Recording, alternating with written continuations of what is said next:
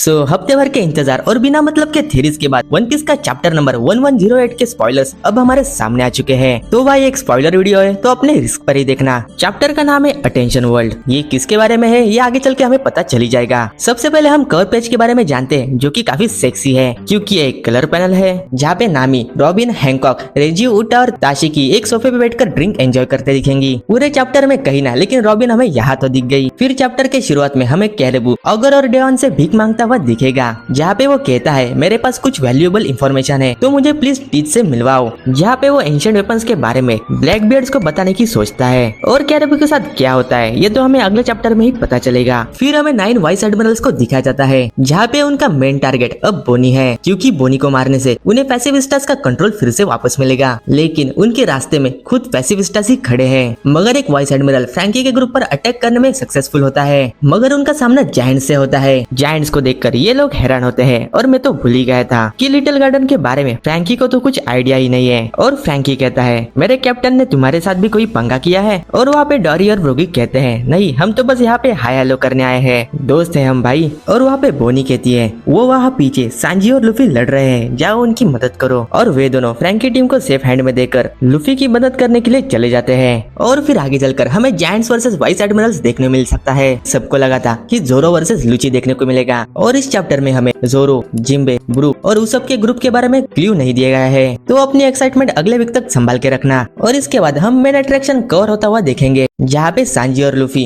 Vegapunk के लिए stand लेंगे। और वहाँ पे वेगापंक कहता है इस आइलैंड पे ऐसा कुछ है जो मुझे प्रोटेक्ट करना ही होगा। और वहाँ पे वेगापंक कहता है मेरा टाइम आने वाला है इसलिए भाई बोनी को प्रोटेक्ट करना क्योंकि बोनी के पास पैसिफिस्टास का कंट्रोल है, इसलिए सब लोग अब उसे ही टारगेट करेंगे। और इसके बाद सैटर्न उठ जाता है और अपने 100% क्रीचर फॉर्म में प्रकट होता है और सैटर्न बहुत ज्यादा गुस्से में होता है। और सांजी कहता है उसकी आंखों में बेरहमी साफ दिखती है और उसके टेंटिकल्स वेनम से भरे हुए थे। और वो उन तीनों पर अटैक करता है मगर अपना लुफी उनके साथ डॉज बॉल खेल रहा होता है। और वहाँ पे लुफी कहता है मैं इसे संभालूंगा, तुम वेगापंक को देखो सांजी। और सांजी वेगापंक को लेकर भाग ही रहा होता है मगर किजारू कहीं से आकर सांजी को लात मारता है और वो वेगापंक को स्टैप कर देता है। और हम देखते हैं कि लुफी जायंट फॉर्म में आता है और वो बहुत ज्यादा गुस्से में होता है जहाँ पे वो अपने एक हाथ से किजारू को पकड़ता है और अपने दूसरे हाथ से सैटर्न को रोकता है। भाई कितना बैडस पैनल है ये। और वहाँ पे लुफी इविल स्माइल के साथ कहता है अब कोई चांस नहीं है कि मैं तुम्हें भागने दूंगा। और भाई किजारू के मुंह से खून टपकने लगता है। भाई निका वो बंदा है जिसने कायदो को नाच नाच के पेला है, वो तुम्हें जाने ही नहीं देगा। और वहाँ पे सांजी कहता है वही बुड्ढे मर गया क्या, तू ऐसे हंस क्यों रहा है।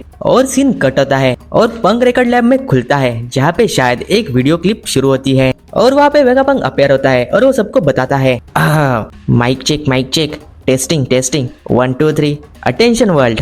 मैं डॉक्टर वेगापंक दुनिया का जीनियस और हम्बल साइंटिस्ट हूँ। मैं तुम्हें जो कुछ भी बताने जा रहा हूँ उससे तुम्हें शॉक जरूर लगने वाला है मगर तुम मेरे साथ बने रहो क्योंकि मैं तुम्हें इस दुनिया की सच्चाई तुम्हें बताने जा रहा हूँ। और यहीं पे ये चैप्टर एंड होता है और नेक्स्ट वीक में ब्रेक नहीं है। तो भाई चैप्टर खत्म हुआ है लेकिन वीडियो नहीं। तो गाइस जो प्रेडिक्शन लगाई गई थी वो तो इस चैप्टर में कहीं दिखी नहीं, जैसे कि सांजी वर्सेस किजारू और जोरो वर्सेस लुची देखने को मिलेगा या फिर रॉबिन की कोई इंफॉर्मेशन। भाई रॉबिन कहाँ है। और भाई ऐसा ही चलता रहा तो मेरी तेरी सेंस बनाना बंद कर देंगी। और अब वेगापंक मर गया तो फिर ड्रैगन के आने की संभावना बढ़ जाएगी क्योंकि वो लुफी के लिए तो कभी आएगा नहीं, तो शायद अपने पुराने दोस्त के लिए ही आए। और इस भसड़ में क्या ब्लैक बेड खुद इस आइसलैंड पे है। अगर ऐसा हुआ तो ये आर्क मचाने वाला है, वैसे भी मचा ही रहा है मगर इससे कैरेबू का आगे जाके कुछ अच्छा खासा रोल होने वाला है। और अपनी प्रेडिक्शन सही निकली तो ब्लैक बेड को रोकने के लिए खुद इमुसामा को आना होगा। और तुम भाई कमेंट करके बताओ ये ऐसी कौन सी चीज है जो वेगापंक को हर हालत में बचानी है। क्या वो पंक रिकॉर्ड है या फिर वो जायंट रोबोट।